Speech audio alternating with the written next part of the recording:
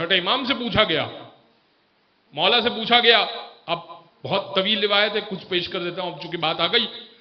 तबीब हिंदी ने सवाल किया, बहुत बड़ा हिंद का तबीब आया था, मंसूर दवानकी ने इमाम के सामने कर दिया, कहा कि ये तबीब हिंदी है और ये आपसे कुछ सवालात करेगा। उसने कुछ सवालात किए, इमाम ने जवाब दिए। इमाम ने कहा अब मैं सवाल करूं? उसने कहा पूछिए। इमाम ने कहा ये बता, अल्लाह ने आंख को बादाम की सूरत में क्यों रखा है? बादाम की शक्ल में क्यों रखा अल्लाह ने आंख को? गोल बना देता। उसने कहा मुझे तो नहीं मालूम। कहा तू तो तिब का माहिर है, तू तो बड़ा आलिम है। अच्छा, नाक के नथने नीचे क्यों हैं? सिर्फ 2 सुराख होते काफी हो जाता, सांस ही तो लेना है ना, नथने नीचे की तरफ क्यों हैं? कहने लगा नहीं मालूम। इमाम ने कहा होंठ 2 क्यों हैं? कोई एक होंठ होता खा लेते, 2 होंठ क्यों हैं? और ऊपर का होंठ क्या करता है और नीचे का होंठ क्या करता है?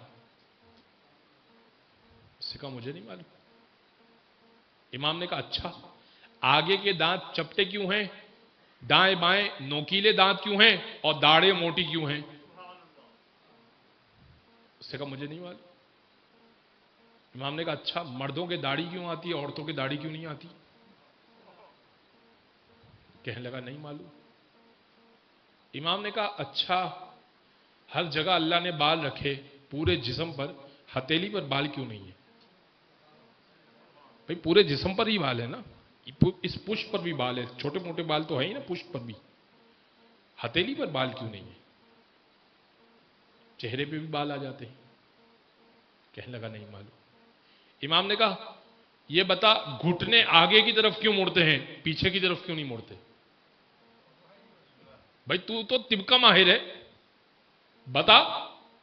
बहुत सवाल किया जरा ग्रामी, रिवायत बहुत तवील है, मैं आपको उलझाना नहीं चाहता, जितने सवाल हो गए उसके जवाब दे देता हूं। एक मर्तबा कहने लगा मुझे नहीं मालूम, मुझे आज मालूम हुआ कि तिब कितना गहरा है और अभी मैं आपका शागिर्द बनने की अहलियत रखता हूं।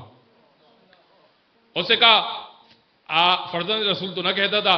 कहने लगा कि आप बहुत बड़े माहिर हैं, मुझे जवाब तो बता दीजिए। इमाम ने कहा अल्लाह ने आंखों को बादाम की सूरत में इसलिए रखा ताकि आंख में कोई दवाई डालनी हो या सुरमा लगाना हो तो सिलाई को आसानी से घुमाया जा सके।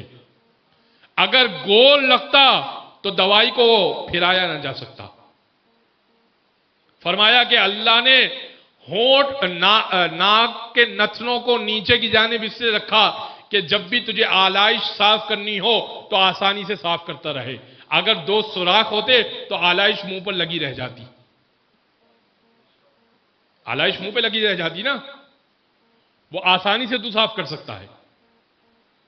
फरमाया कि ऊपर का होंठ इसलिए रखा ताकि आंसू और नाक से बहने वाला फ्लूइड, लिक्विड, ये सब मुंह के अंदर न जाए, ये ऊपर का होंठ उसको रोक लेगा।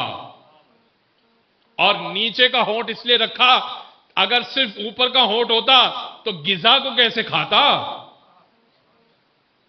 तो 2 होंठ रखे, एक होंठ ऊपर के आलाइश को बचाएगा, नीचे का होंठ गिजा को संभालेगा।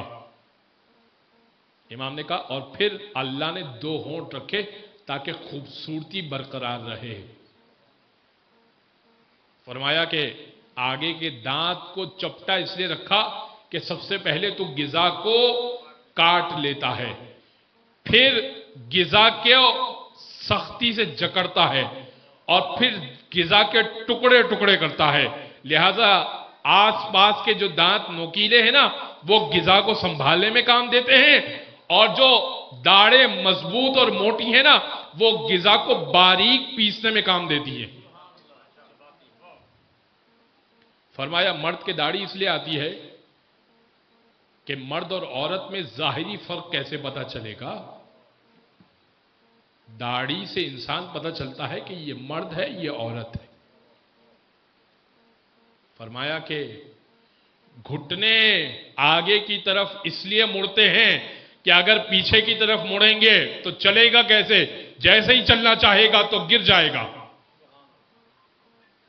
हाथों पे बाल इसलिए नहीं रखे, अगर हाथों पे बाल रख देता तो जब भी कोई चीज को महसूस करना चाहता तो चीज कैसे महसूस करता, बाल आड़े आ जाते। सर्दी और गर्मी का पता कैसे चलता तुझे? यह है इल्म लदुन्नी। जो तबीब इतना सीखने के बावजूद अपने आप को सबसे बड़ा तबीब कह रहा था, वो अल्लाह के सिखाए हुए के सामने घुटने टेक रहा था।